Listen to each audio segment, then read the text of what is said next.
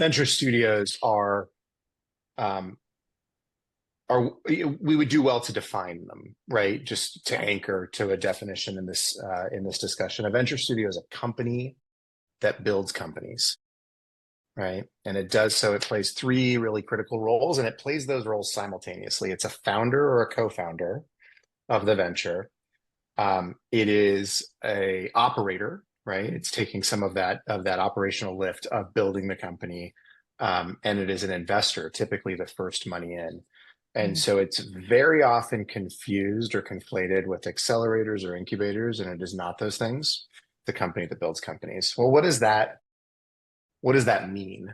Well, it means that um, there are some best practices and playbooks and sort of standardized formats for building companies and de-risking them to the point that they are investable by a more institutional Series A investor or seed investor. And one of the ways that they do that is they prove product market fit. So this revenue forward thing that Trevor's pointing to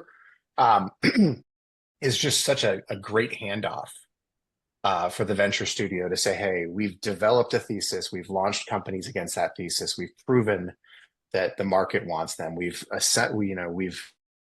identified our unit economics, we've assessed the market and been able to identify that there is product market fit and there's actually product market full. Now this is much more investable. And so the studio's ability to build from the studs up a company to that space and then graduate it, right, matriculate it to the next phase is really the utility that it provides in the context of your question. I think it's really powerful. What's interesting, and you didn't actually ask this question, so I'll just kind of veer off for a second, is it's not always recognized for that, right? There's a little bit of fear around the studio model, around the terminology. And so you still see biases exist towards studios or towards studio-born startups. But at the end of the day, look, well, what is it? It's a company that's building companies and it's de-risking them for the next phase. So explain the process. Why would a founder do that versus go for the traditional route?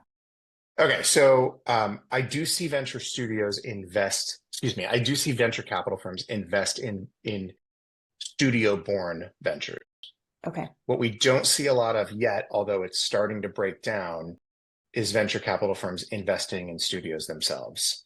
And I think that's a charter thing, right? Like they're not necessarily deploying capital into cost centers that aren't the actual venture themselves. But the studio is producing companies that they invest in. So the question is, if you're a founder, right, why build in a studio as opposed to go out and take the more traditional route and raise VC? Well, let's just kind of break down what a founder does, right? They go out, they operate from a thesis, and they try to go prove that that thesis is correct by establishing that the market wants their product and that the profit margin of selling that product is enough that when a sizable enough chunk of the market buys it, we've got a viable business, right? Pretty simple stuff. Build product, ship product, and reconcile with the market. That's what you're supposed to do. If you are a founder on your own, what are you going to go do? And you're going to raise VC capital. Well, you're going to go find office space. You're going to go constantly ask for money. You're going to go assemble a team. You're going to go have to fire some of that team when they don't do their job, or rehire some of that team when they get poached by your competition. You're going to be doing a bunch of stuff, right? And I haven't even gotten into the half of it that does not relate to those three things that matter the most: build product, ship product, and reconcile with the market, right? So that you can be that revenue forward investable startup. Well, Studio takes all that away from you and says, look, let's go focus on keeping the main thing the main thing. Let's go prove that this venture is wanted by the world and that it is an economic win. And that there's scale behind it.